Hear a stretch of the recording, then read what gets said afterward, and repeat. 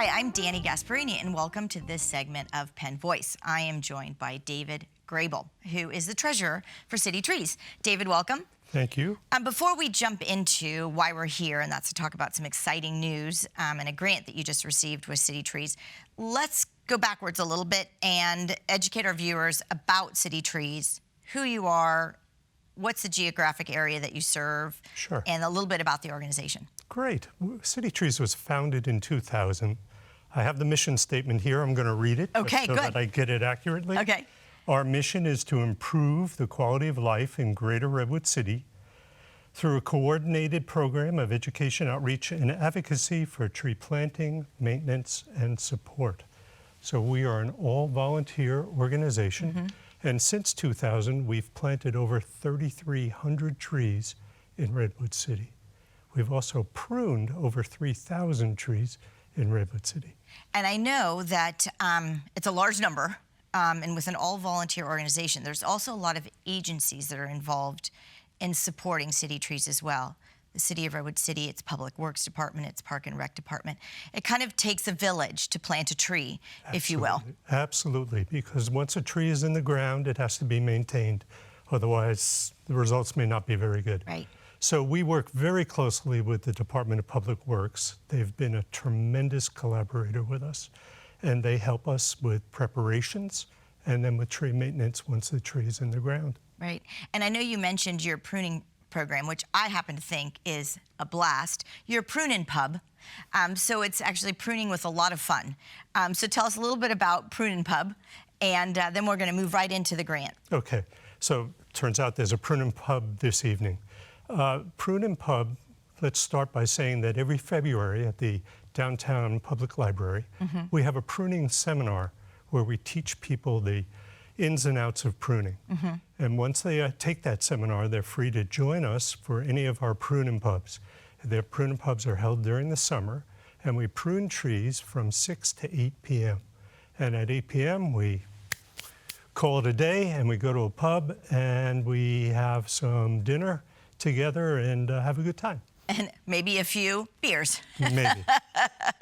Well, I think they're absolutely a fun way to get the family involved, because you don't have to be an experienced pruner or an experienced landscaper. We can take the seminar and learn, and then it's always a great tool to have in your own backyard as well. Once you've gone through the seminar. So we're going to jump into this grant that you just received as CityTrees, because it's a really important sort of milestone in not only CityTrees, but for the City of Redwood City. So tell us about this grant. We are affiliated with and help sponsor an organization called California Relief. They are a Sacramento-based advocacy group for urban forests. And the California Relief is in turn in touch with CAL FIRE. CAL FIRE has got greenhouse gas grants, greenhouse gas reduction grants available. Through California Relief, we found out about this grant, went through a pretty stringent application process, and wound up being awarded $42,000 for our proposal. And tell us a little bit about the proposal and what you will be doing. Sure. There's two parts to the grant. First one is we'll be planting 71 trees in the disadvantaged community area of Redwood City. And we'll be working closely with the DPW on that. The second part of the grant, we're going to be planting 58 trees on the 6 campuses of the Sequoia Union High School District. We're working with the superintendent and with the director of operations and maintenance. We expect that, well, the first event is September 7th, and we will have all the trees, all 129 trees, in the ground by the end of this year.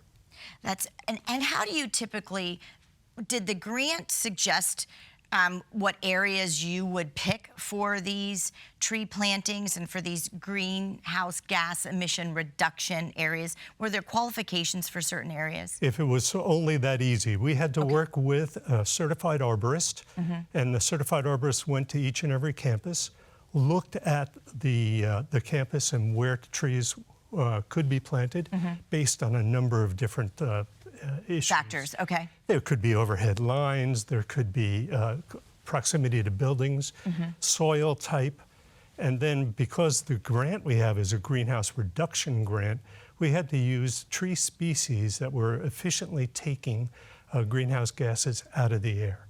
That was a primary goal of the selection of species.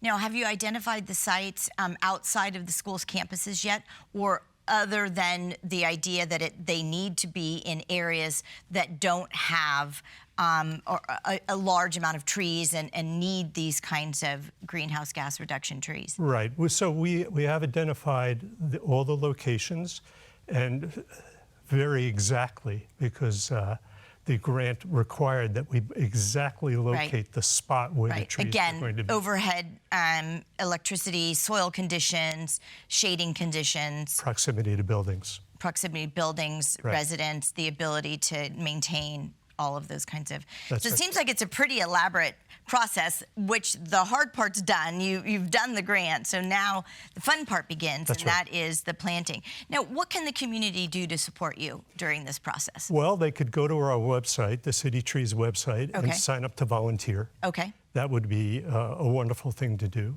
They could also donate to CityTrees so that we could do projects next year. Okay. So I hear all the time, you're always looking for volunteers, and it doesn't mean that you have to be, again, an arborist or someone who's experienced in landscape. And you've got jobs for everyone. So even if you can't lift a tree into the ground, you've got Public Works, Redwood City Public Works, to help with some of the big, heavy digging. And then you need people for all kinds of volunteer reasons. That's right. We've had teenagers, we've had people in their 70s and 80s come out and join us. And it's a community event, and it's a lot of fun. Right. People think it's sweat and hard labor. No, it's fun. Well, and I understand there's always food involved. Of course there is. Whether it's an early morning little breakfast nibble or an afternoon lunch nibble, there's always food involved. I'd like to throw a statistic at you before about the plantings that we have coming up. Yes. The 129 trees, they're going to live between 40 and 50 years. And during the course of their lives, we're going to be taking or sequestering more than 500 tons of greenhouse gases out of the air. Wow. Now think about that. Now, when I watch the news every night, it seems like virtually every night there is a story about a glacier in Iceland disappearing, or an iceberg, a chunk of Antarctica popping off and going into the sea. And I think, gosh, there's things happening to our climate, and what can I, as an individual, do? And it's kind of frustrating, because I can't do something on a global scale, but I can do something on a local scale, and that's planting a tree.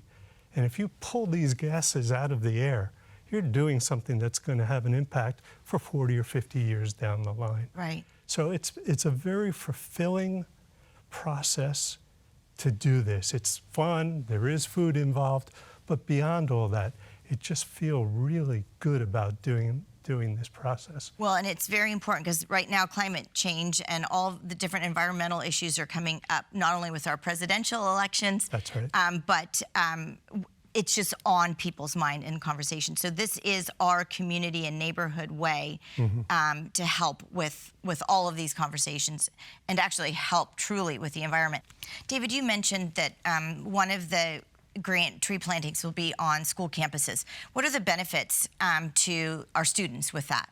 There have been 3 studies that have been written up, very recent studies, that indicate that students do better and learn better on campuses that have trees.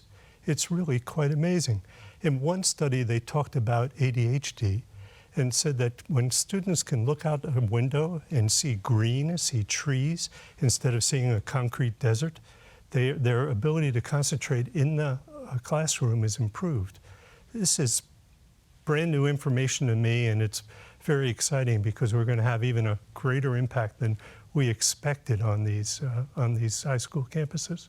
I do want to encourage any of the individuals or corporations that are watching our program today, because they can and you will have the ability to help host corporate plantings or community plantings or That's right. neighborhood plantings. You have the structure to do that.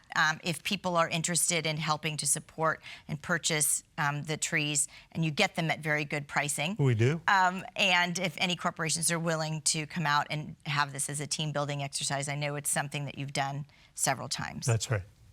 Well, thank you, David, so much for joining us. And we all look forward to reading about the dates of which these plantings will happen because of the CAL FIRE grant. We'll just look forward to more information and learning about that from your website and your notifications. Wonderful. Thanks for being on the show. And we'll see all of you at a tree planting and next time on Penn Voice.